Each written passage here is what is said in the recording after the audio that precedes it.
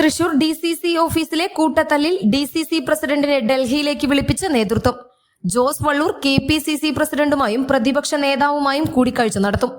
തന്റെ ഭാഗം വിശദീകരിക്കാൻ സംഭവത്തിന്റെ ദൃശ്യങ്ങൾ സഹിതമാണ് ഡൽഹിയിലെത്തിയിട്ടുള്ളത്.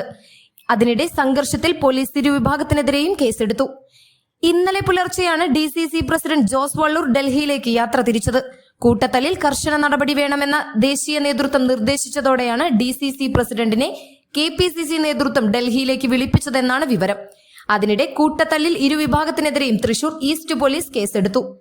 മർദ്ദനമേറ്റ ഡിസിസി സെക്രട്ടറി സജീവൻ കുര്യച്ചിറയുടെ പരാതിയിൽ ഡിസിസി പ്രസിഡന്റിനെ ഒന്നാം പ്രതിയാക്കി 20 പേർക്കെതിരെയും എതിർവിഭാഗത്തിന്റെ പരാതിയിൽ സജീവൻ കുര്യച്ചിറയെ ഒന്നാം പ്രതിയാക്കി 7 പേർക്കെതിരെയുമാണ് കേസ്. ഇതിനിടെ സജീവൻ കുര്യച്ചിറയും സംഘവും ഡിസിസി ഓഫീസിൽ മദ്യപിച്ചെത്തി മനഃപൂർവ്വം പ്രശ്നങ്ങൾ സൃഷ്ടിക്കുകയായിരുന്നുവെന്ന് ആരോപിച്ച് ഡിസിസി ഇന്നലെ രാത്രി വാർത്താക്കുറിപ്പ് പുറത്തിറക്കി.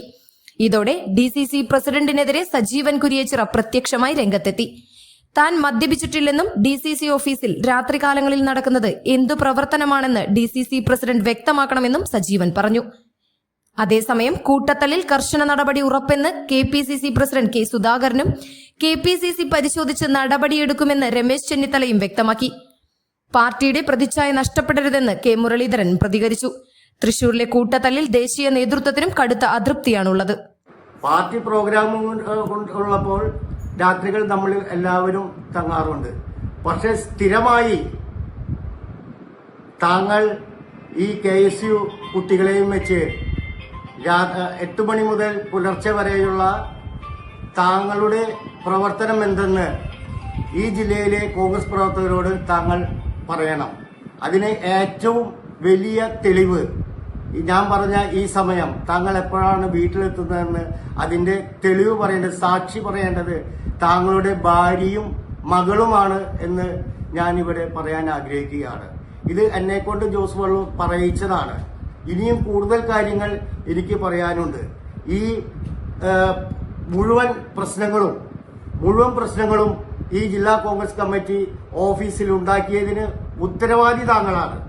താങ്കൾ അത് മറക്കേണ്ട.